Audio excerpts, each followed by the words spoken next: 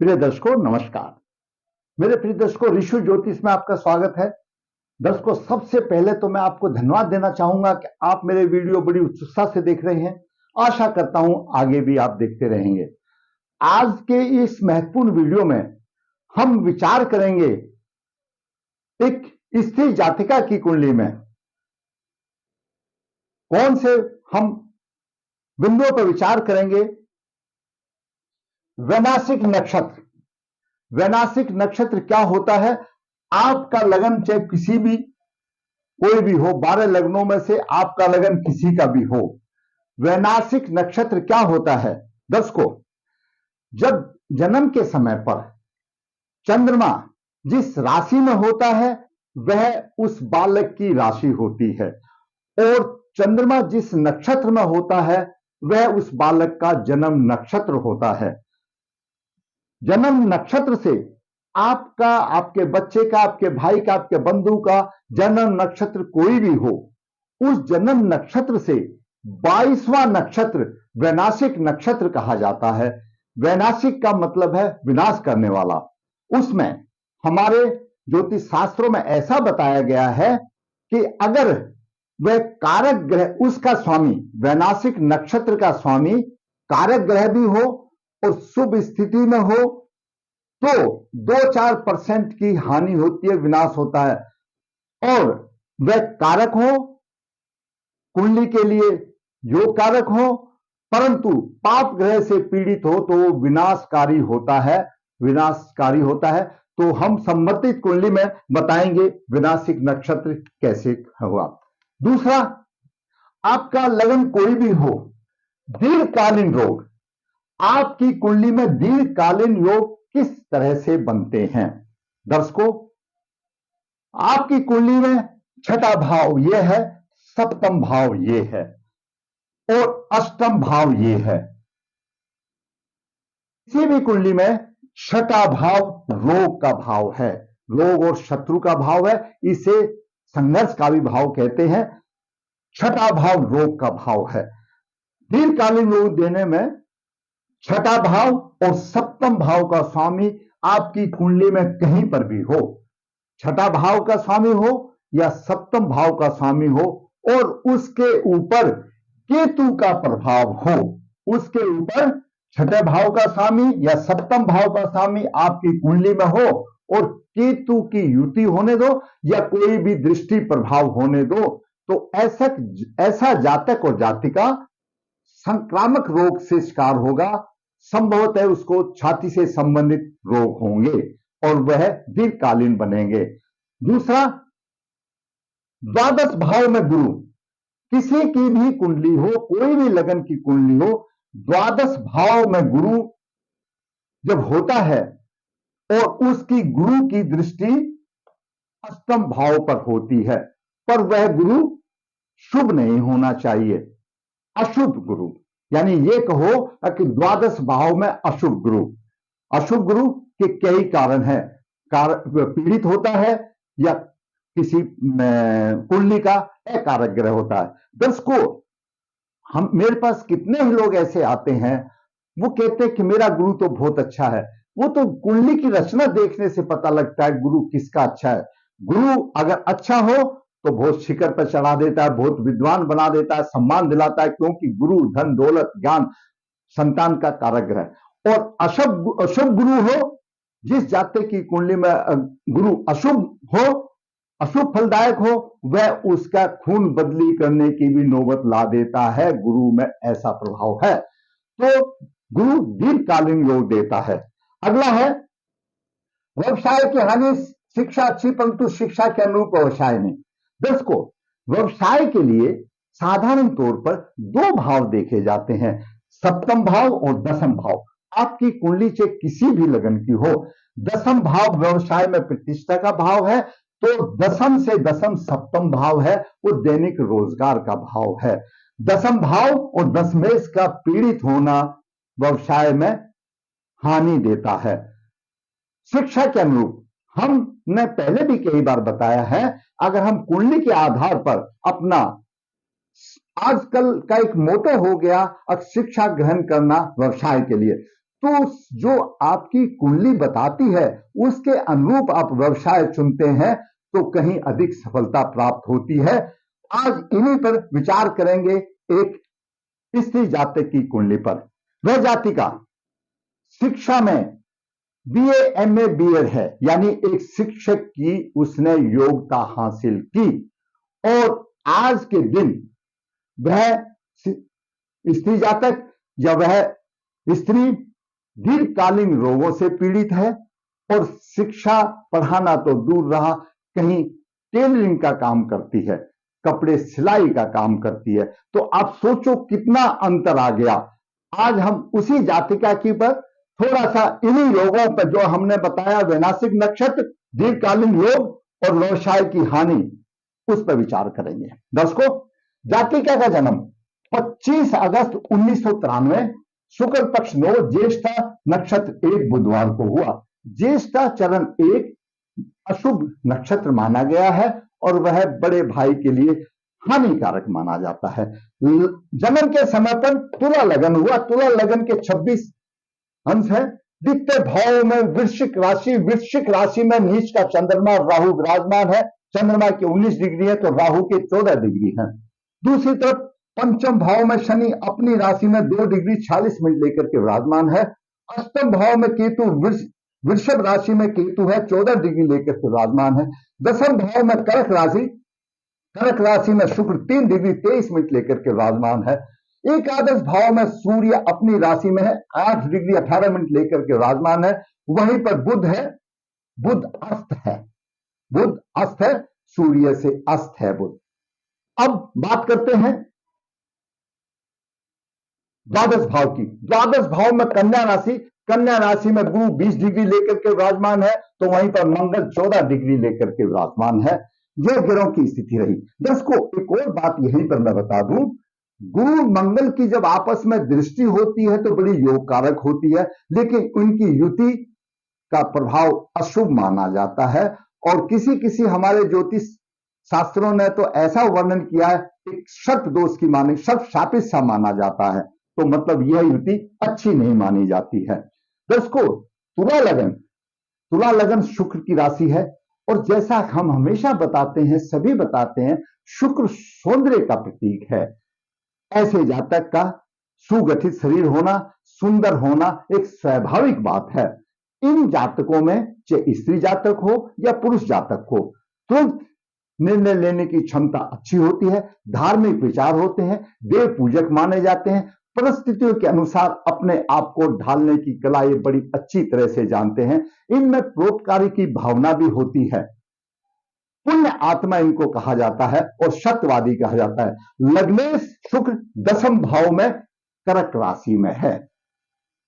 अगर लग्नेश किसी भी कुंडली का लग्नेश, चाहे आपकी कुंडली का लग्नेश यहां 10वें भाव में होगा तो माता पिता का भक्त होगा, समाज में सम्मान मिलेगा और समझदार होगा। परंतु यहां पर लग्नेश शुभ स्थिति में होना चाहिए। यहां पर लग्नेश शुक्र राहु से पीड़ित है तो लग्नेश शुक्र राहु से पीड़ित है। लग्नेश शुक्र 10वें भाव में राहु से पीड़ित है और 10वें भाव भी पीड़ित हो गया, क्योंकि राहु की नवम दृष्टि शुक्र पर पड़ती है और 10वें भाव पर पड़ती है और कर्क राशि राहु की शत्रु राशि है। दूसरी तरफ 10वें भाव में कर्क राशि और 10वें भाव का स्वामी चंद्रमा नीच राशि में है और वो भी राहु से पीड़ित है। चंद्रमा और राहु का ग्रहण योग बन रहा है। 10वें भाव भी पीड़ित और 10वें भाव का स्वामी भी पीड़ित, तो व्यवसाय कहां होगा। आगे चलते हैं। 10वें से 10वें, 10वें से 10वें सप्तम भाव आता है। 10वें से 10वें सप्तम भाव आता है। सप्तम भाव में मेष राशि, मेष राशि का स्वामी मंगल केतु की पंचम दृष्टि से प्रभावित है। सप्तमेश भी द्वादश भाव में केतु की पंचम दृष्टि से प्रभावित है और दूसरी तरफ शनि की भी नीच दृष्टि सप्तम भाव पर है। तो सप्तम भाव भी पीड़ित और सप्तमेश भी पीड़ित। दैनिक रोजगार में भी घाटा और दांपत्य जीवन में भी मधुरता की कमी। उसके बाद आगे देखते हैं विनाशिक नक्षत्र। विनाशिक नक्षत्र जो कि मुझे पहले बताना चाहिए था। विनाशिक नक्षत्र, जन्म नक्षत्र से, जो भी आपका जन्म नक्षत्र है उससे 22वां नक्षत्र वो विनाशिक नक्षत्र माना जाता है। उसका स्वामी जो भी होगा, अगर वो शुभ प्रभाव में है तो 2-4% की हानि करेगा, अशुभ प्रभाव में है तो विनाशकारी बनेगा। जातिका का जन्म नक्षत्र ज्येष्ठा चरण 1 है। ज्येष्ठा चरण 1 से 22वां नक्षत्र उत्तरा फाल्गुनी है। उत्तरा फाल्गुनी का स्वामी सूर्य है और सूर्य अपनी राशि में है। अब यहां पर देखिए, ज्योतिष में साधारण तौर पर यह बता दिया गया है कि सूर्य अपनी राशि में हो, कोई भी अपनी राशि में है तो उसकी हानि नहीं करेगा, आमदनी देगा। परंतु साथ ये भी बोला है कि ये वैनाशिक नक्षत्र का स्वामी विनाशकारी है। अगर ये पीड़ित नहीं है तो 2-4% की हानि करेगा, अगर पीड़ित है तो विनाश कर देगा। सूर्य और शनि आमने सामने है, इधर सूर्य भी पीड़ित है और शनि भी पीड़ित है, तो विनाशिक नक्षत्र अपने आप में फलभूत हो गया और कोई आमदनी नहीं, कोई कुछ नहीं। तो मैंने आपको बताया विनाशिक नक्षत्र क्या होता है। आपके नक्षत्र से 22वां नक्षत्र का उसका स्वामी विनाश करने वाला ग्रह बनता है, उसको विनाशिक नक्षत्र बोलते हैं।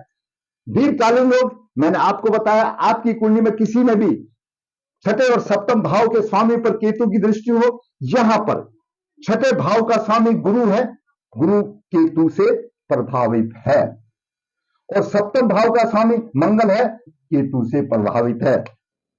छठे और सप्तम भाव का स्वामी गुरु और मंगल केतु से प्रभावित है, संक्रामक रोग देगा। साधारण तौर पर लंग्स से संबंधित, फेफड़ों से संबंधित बीमारी ये आती है। दूसरी बात, कोई भी कुंडली हो, अगर द्वादश भाव में गुरु है उसकी नवम दृष्टि अष्टम भाव पर होती है। अगर अशुभ गुरु है तो इस कुंडली में तो अशुभ क्या, अशुभ से भी ज्यादा हो गया, क्योंकि गुरु रोगेश है। गुरु रोगेश का स्वामी है, कन्या राशि में है, कन्या राशि पीढ़ी, और गुरु की नवम दृष्टि अष्टम भाव पर है, तो व्याधि आदि परेशानी, रोग भी देगा, व्याधिग्रस्त होगा, क्योंकि गुरु की अष्टम दृष्टि यहां पर है। ये अष्टम भाव भी पीड़ित है और अष्टम भाव लंबी बीमारियों का है। गुरु और मंगल और केतु का प्रभाव कन्या राशि में है। गुरु रोगेश है, मंगल कन्या राशि का शत्रु ग्रह है, केतु का प्रभाव है। 3 ग्रहों का यहां अखाड़ा मचा हुआ है। कन्या राशि पीड़ित है। कन्या राशि का स्थान हमारे शरीर में कमर, आंतें, नाभि चक्र, पैर और पेट आदि है, उनसे संबंधित परेशानी आती है। अष्टम भाव पीड़ित है, अष्टम भाव गुप्त अंगों से संबंधित है और दीर्घकालीन योगों से संबंधित है। तो मैंने आपको दीर्घकालीन योग बताया। व्यवसाय की हानि मैंने आपको बता दी। व्यवसाय की हानि में सप्तम भाव दैनिक रोजगार का है, तो दसम भाव सम्मान और व्यवसाय का है। सप्तम भाव भी पीड़ित है, सप्तम भाव का स्वामी सप्तमेश भी पीड़ित है। दसम भाव व्यवसाय में सम्मान दिलाने वाला है, दसम भाव पीड़ित है। दसम भाव का स्वामी चंद्रमा भी राहु से ग्रहण योग बना रहा है, कहां व्यवसाय होगा। अब बात करते, एक मैंने और डाला कि शिक्षा के अनुरूप व्यवसाय नहीं, तुला लगन की कुंडली है।